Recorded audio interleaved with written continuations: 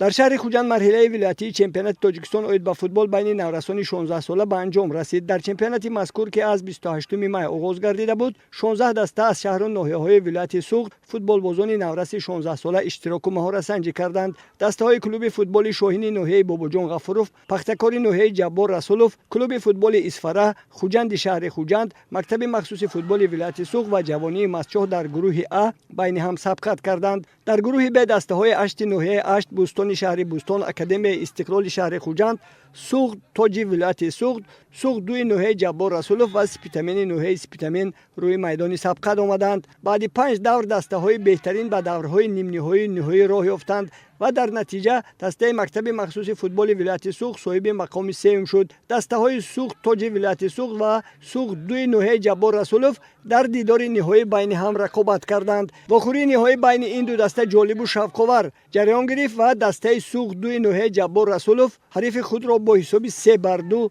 مغلوب کرد. دسته‌های سوخت تاج ولایت سوخت و سوخت دوی ناحیه جبار رسولوف در مرحله نهایی چمپیونات مذکور ولایت سوخت را معرفی می‌نمایند.